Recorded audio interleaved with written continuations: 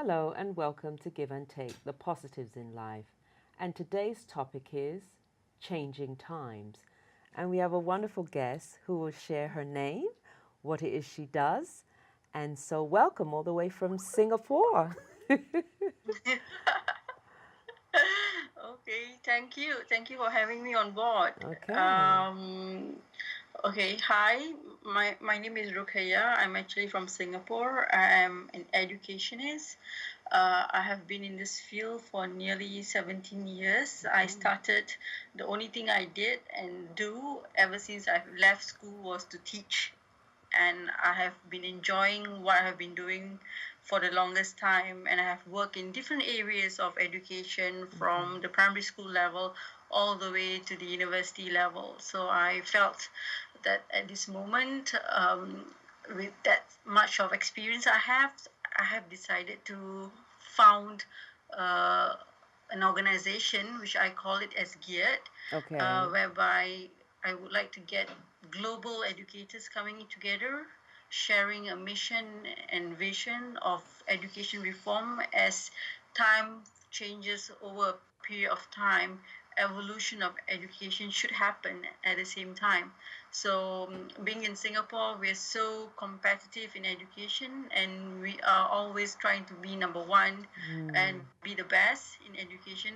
So I felt that why don't I get everyone around the world coming together on a single platform where ideas and topics and discussion and dialogues can be exchanged across the world just on a fingertips using a simple application of WhatsApp. Right. Okay. Lovely. You've got quite an extensive background. You have a lot of Yes, credentials. You've worked in several countries, and yes, you have doctorates in different fields. So, just give us a little yes. background in regards to your wonderful, wide, varied background. Okay. So I did a master's in Australian university, Masters of Education, and after that I did my PhD which is a company down in Singapore, Mm-hmm. and then after that I was actually pursuing my second PhD Okay. with the local university called the NTU. I have finished it, but I have not really presented because I wanted to focus on my work, my mission first, because I Mm-hmm. have already done one. So I thought that maybe I'll take my time on doing the other one later on, because that is basically based on curriculum and instructional design. My Okay. first PhD was actually on psychology and counseling. So I felt that the education background that I have with the counseling and psychology, I'm able to engage people better, and able to understand and able to counsel teachers, educators, parents, and be it from all society, uh, to understand what actually the current issues that they're facing, and why is it like we have high turnover rates of teachers, why is it that we have unhappy parents, or why is it the Right. child is not learning. These are the things that concern me. So besides that, I also took some other specialization diploma, and Mm-hmm. currently I'm trying to complete a certification with the Harvard University on family engagement in education, and hopefully it should be done by December, because that's the end date of submission in December. So yeah, I did a couple of courses to actually upgrade myself to keep to the current time. So when I'm able to have a dialogue with people around the world, I should be able to give valuable input. My job and what I love to do is to share Mm-hmm. my knowledge. And I believe that the gift that I was given to is to actually to give back. Right. Whatever knowledge I have, I would like to give back, and I'm not asking anything in return. But at the end of the day, I feel lighter, because I feel that the more knowledge you have, you're so burdened with your soul, and you're so That's heavy, true. and you That's don't know what to true. do. And I think that the says so only thing nicely. and the only thing you need to say it out and to share it, and Right. that's why it is. Yeah, that is how I am. That is how I'm designed, or how I'm assembled or function. Yeah. Right.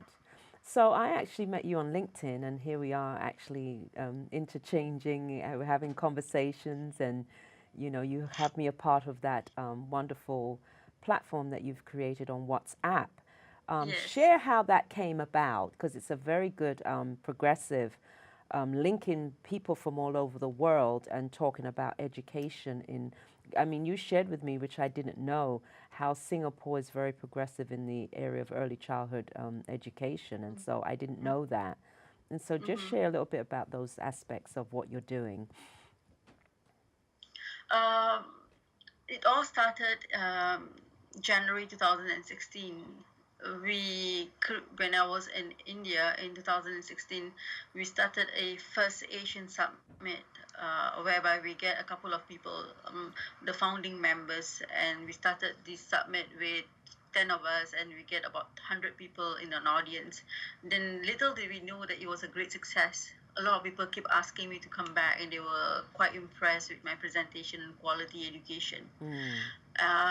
And as we go along, the implication of early childhood in Singapore has been really a phenomenon, because the government insists on upgrading teachers and putting them in diploma and degree so that they can be good leaders. Excellent. And many years ago, before early childhood was known, 25 years, 30 years ago, our entry qualification for our earliest teacher were only high school, like secondary school education. However, progressively, it has actually increased in terms of standard from a secondary to education to now with the O levels, which is the GCE O levels, the Cambridge exam, which at least with 5 O levels, with at least a B3 in English, a B grade in English language, because they feel that to be with children, you have to speak well, and you should be able to pronounce words and articulate yourself well. Correctly. So that's how the standard of early education came about, whereby, and we do have the courses now in the Polytechnic. Now we have launched it in the university, and so now Singapore has become a hub in Asia and around the Middle East and everywhere around us, within 7 hours of flight distance, a hub of education in terms of high school, preschool, and even university. So we have progressively progressed, and we are also now we are always in competition with Finland. And it's either Finland number 1 or Singapore is number 1 in terms of mathematics and science, because a lot of investment, a lot of innovation, a lot of money is put on per child. Every child in Singapore are funded with certain amount of money. They call it EduSave, whereby they can use it for enrichment classes and all that. So we have a lot of vendors coming in and doing a lot of creativity work with children in school. So that's how we progress in terms of education. Excellent. Nevertheless, we do have a social problem. Okay, the social problem is that because children are so eager to be number 1, the competitiveness level is so high among children that there is always a gap of social and emotional skills happening in school, and that's something that we need to work on.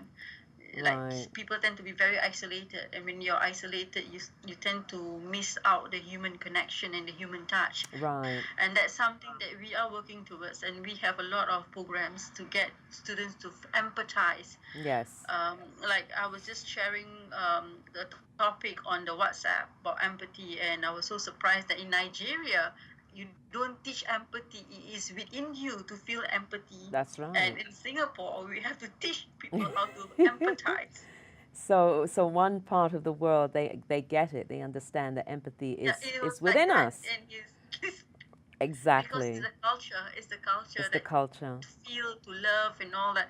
But here, you need to teach people, be kind to others. Stand up when you see a pregnant woman. You need to stand up and give your seat to someone else. You have to have a campaign of being kind. So it's values, have the values and virtues to be loveful, to be peaceful, to be kind, And so that's what we're having to teach. Because we had a little discussion about that, because I was saying it's coping skills is what's needed. And that's why the social emotional will have that breakdown, because we're not taught from early ages how to cope. And we shared how it could be a simple technique like breathing, and you were saying water. You had mentioned something about talk a little bit about that, the breathing and drinking water. I have a glass of water here. Okay. So and I'm going to get mine too. For example, right? So if you see someone who's throwing tantrums and who's crying and stuff like that, sometimes they may not be able to digest their emotion. So what we do is basically we give them a glass of water and we just tell them, okay, relax. And sometimes the one who's giving the water says, I just want you to calm down. And when you drink this water, you will feel calm How and you'll feel lovely. relaxed. And you get the person to drink the water, and automatically it's some kind of magical effect that has on the person, and the person will just feel calm and relaxed and stop crying. And I have worked this with a couple of people, and Excellent. it really works though, because water helps to calm your anxiety and your nervousness. So this is one of the way that I use water therapy, because water itself is life, and there are lots of life molecules inside of it. Nice. I like that. I have to remember Yeah. that. Yes, Ruquyah. Yeah, but then if you look at the biblical aspect of it, a lot of religion across the world, they actually use water too. Right, because for whether it be a baptism or something like that, yes, Exactly. an Yeah. initiation, Yeah. absolutely they do use water. So Yeah. and in India they bathe in the Ganges and all this for Yeah, purification and exactly. right. And in the Muslim society, in the Muslim Islamic way, every time you pray, you have to take ablution, and that is also water. Right, very nice, very nice. Yeah. So so far, so now how many people do you have on this WhatsApp group? You were sharing you've got all these wonderful groups of people from all It over the was world. it was 140 in the beginning, Oh my and it goodness. was dormant for the longest It time was. because I was busy. I was busy traveling here and there now. So what I did was I came back, and my partner in India, Himanshu, and he was telling me, hey RJ, what are you doing? You're not doing anything at home. Do something. And I Right. was thinking, what should I do? I'm going to make an impact. So what I did is I said, oh my God, I have this LinkedIn, and so many people keep asking me to add on and add on and add on. Then I realized that, okay, what I'm going to do is just by trial and error, what happens if I add a few people? Would they add me back? And I did. And I'm very surprised the Right. amount of people have added me. I had only 300 people on my LinkedIn, and can you imagine, within 3 weeks I have nearly 1,000 people. Whoa. There's that many on there. 1,000 people Oh my on my goodness. list, and nearly 60% of them are ministers from all over the world, and Lovely. and we are in communication, and yesterday only a lady added me. Her name is Her Excellency Madame Sabine Balwe, and she is Ew. the president of Human Peace Global Education Reform. And I was like, wow. And we were just talking. So I see this as a growing platform. Right. And I see it reaching out to people, and people are responding it back, and maybe they great. also feel there is a need There is a need. to have this platform so that we can get the world together. It's not United Nations, it's just from Singapore, Right. someone who initiated this, and it turned out to be a successful initiative. Congratulations. I think this is great what you're doing. I do want to talk about some of the pictures that you had sent to me. The first one was where Right. you're in the blue top and you're Right. like a checkered. What were you doing there? The blue top, when Yes. I was bending down. Yes. Yeah. Okay. That picture, when I was teaching a marbling effect using marbles, and I was training my teachers, and some of them were standing and looking at it. We're just using some marbles and pebbles and having colors and on it, and we just roll it and to show the abstract colors that can be derived from using marbles and other objects in the environment. So instead of buying a paintbrush to paint, so teachers who do not have the resources and all that, they can actually go out in the field or along the pathway or in the garden and collect some pebbles, just need a box, some colors, even watercolors or food coloring, and you can actually get that kind of effect. So just trying to tell the teachers, so if you don't have a paintbrush, painting doesn't need to use paintbrush. You can use other forms of material. Absolutely. So the creative, and that was done in 2004. Okay. And I was talking about creativity thinking at 2004, and guess now what happened? People are still talking about it, so it really works. Lovely. Now the next picture is you. I guess there's one with the lady in the top. She has the yellow on, and then there's a lady have the brown top, and then there's like a dye print in the back. Yeah. What is that there? What's Okay, going that's another student of mine. on? Mm-hmm. We were, and that is 2004. The other batch of students. So what we do is we thought of making a T-shirt. Okay. So and it was like a Teachers' Day event. Mm-hmm. So I told them, okay, so instead of buying and creating something, why don't we take a piece of cloth, and then what we can do is we can do a tie and dye. So we decided to use rocks, pebbles and all that, and we were using food coloring. Mm-hmm. So what has happened is the after that piece of cloth is done, they're going to dry it, and they're going to cut a hole there and create a t-shirt for themselves to actually wear it on Teachers' Day, to actually showcase that art can be done at home and using simple materials and simple useful materials that actually can be very creative and full of design, instead Right. of spending money, because those days early childhood teachers are not fairly paid, highly paid. So they then the resources they get is very limited. So Limited. as an Right. educator, as a teacher trainer, I need to instill the values that, hey, don't give up. Right. Doesn't mean that you don't have this tool that you can't teach. You still can do it. Mm-hmm. Look at your environment, look at your kitchen, look at around you, how you can utilize materials and how you can use it to actually bring it from one place to another place and create creativity, and children enjoy it and you enjoy it, and it's a win-win situation. All right. Lovely. And the next picture is the lady holding a picture up with the squares on it or something. Okay. Uh-huh. This is when I was sent to Russia. Okay. Okay, I was in Russia for nearly a year, about a year, moving up and down the whole year. Mm-hmm.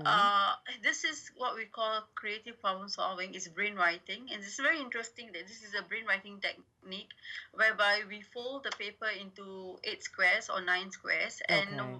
for example, we get an idea. For example, I will ask someone, describe creativity. The Mm-hmm. person has to visualize the description through a picture and a single word, what creativity is. If, let's say, for example, a person says that a creativity is like a light bulb, brightens up ideas.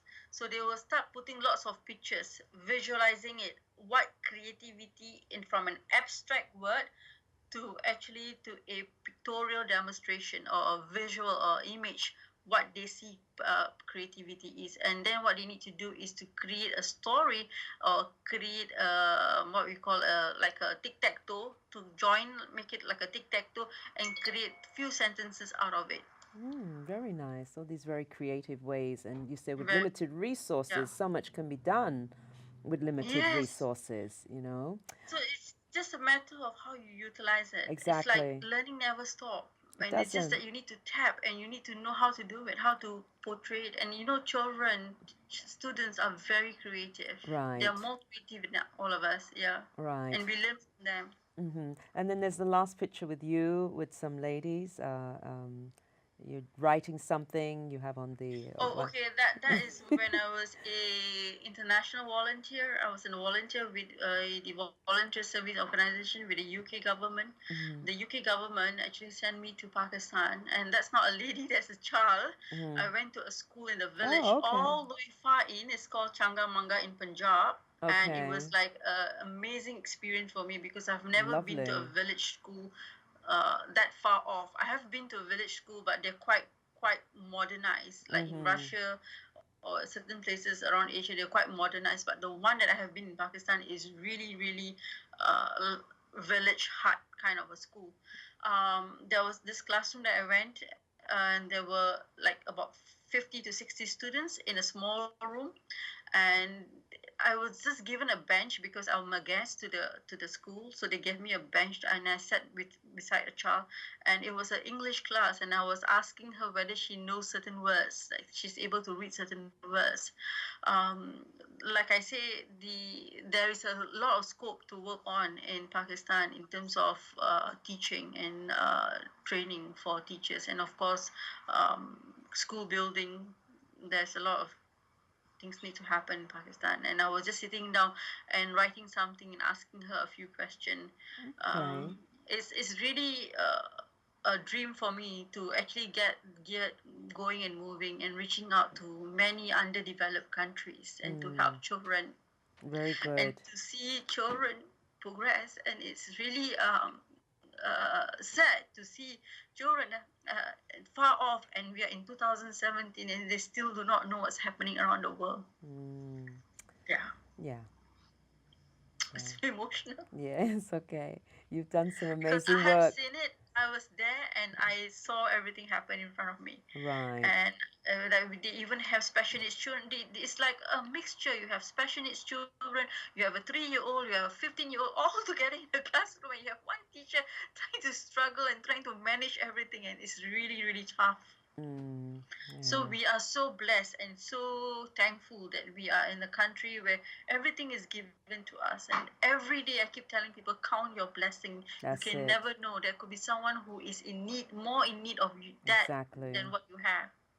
We have to count our blessings no matter what we're going through, right? Whatever severity, whatever loss that we've, these things happen. We understand that they happen. Yeah.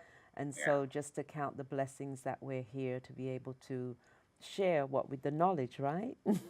Yes, I think I'm just being grateful and yes, we were giving talking back about to that. Yes, the being society grateful. what I have and learned.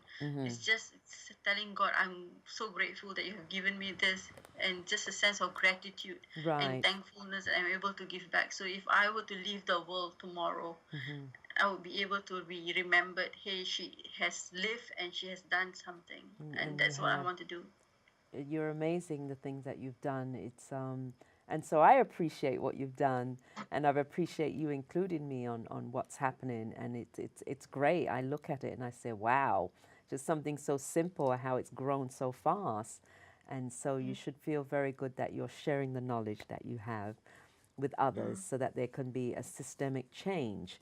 And globally would be a great thing to have that, where everybody can succeed, all children can succeed, and anyone who's having, in education, that all can succeed, because that's what's missing. It's like one part of the world, Singapore, Finland, are doing so great, but other parts of the world are not doing so great. So and there's so an let's imbalance. right, there is an imbalance.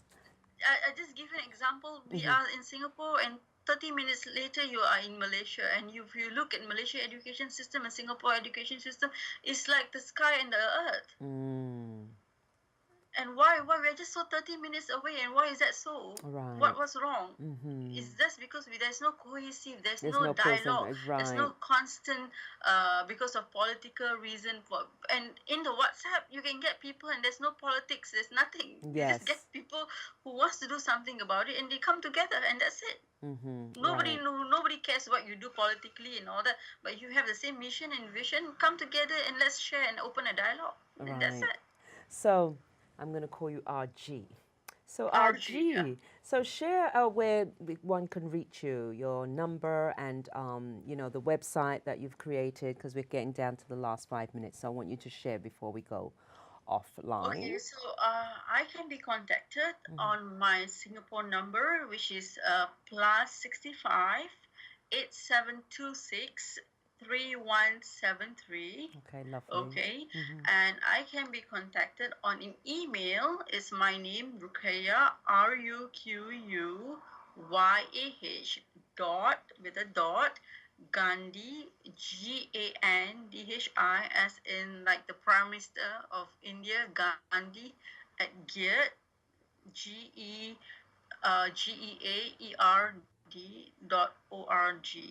You have to spell it like how. This is my email address, my formal email address, and my number. And if you guys are interested to join me and be part of this global, ever-changing evolution in education, please send me a text. I'll be more than willing to add you and get you part of the biggest growing family in the world. Excellent. And so it's sharing. Everybody has something to bring into the pot, right? That big pot of information. Everybody has something to share. And so we work with what works. So what is the best practices for systemic change, right? Absolutely. Anything else you want to share as we're winding down?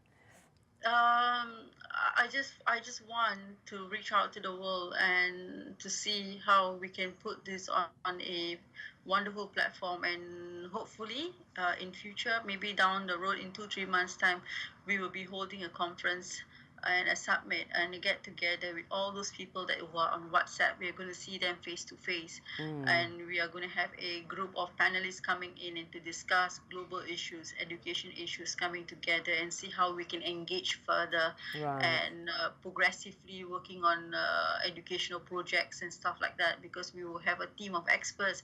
We have a team of people who are government bodies coming together and sharing a roadmap for education for countries that needed help. Right. So that will be the plan in the future. And you have a presence of Facebook also, right? Yes, I do have a presence of Facebook too. Lovely. And I saw you I got... have a presence of Facebook. I have two, I'm a moderator of a couple of education websites.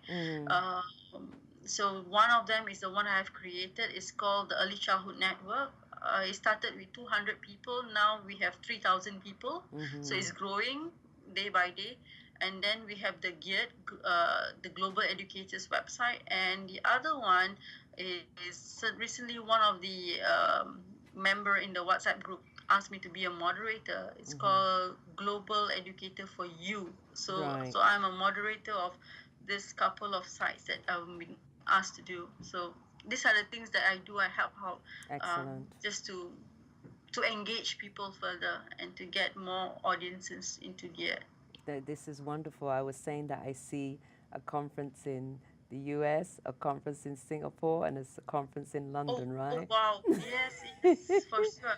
We have to Because keep this as long going. as we have the global people and network in our group, we can always have a turnaround with the conference. Exactly. Whoever wants to hold it, as long as they're part of this big membership that we have. Right, yeah. So everything that you felt, that you're sharing a lot, and you're bringing in a lot of people to, bring this wonderful conglomerate together. Yes. And so it's all in divine order, right? It's all divine order. And this is something I have never planned. Right. See? It is destined by the will of God. That's it. The path that I'm taking is all destined by Him. I have never expected that I will be in touch with this minister or that minister. I have never dreamed. Like I always felt that government people they are very protective with people who they are in touch or they are connected with. And I didn't know, because of my profile or the work that I do, people actually wants to be part of it and wants to be together with the mission and the vision that I have. Excellent. I'm so blessed. And I'm so blessed to have you on board too. Thank you. And I'm blessed to know you. I feel that way. By His will and by His permission. Right. It's great. And it's funny how we were talking and it's saying that this is right in my field, early childhood education and stuff. So anyway, I'm going to have to say goodbye to you, RG. So it was great speaking to you. And so now I'm going to give my wonderful viewers an end message. So we'll speak, okay? So thank you for coming on. And to the viewers, your level of consciousness is the gateway to the future. Thank you.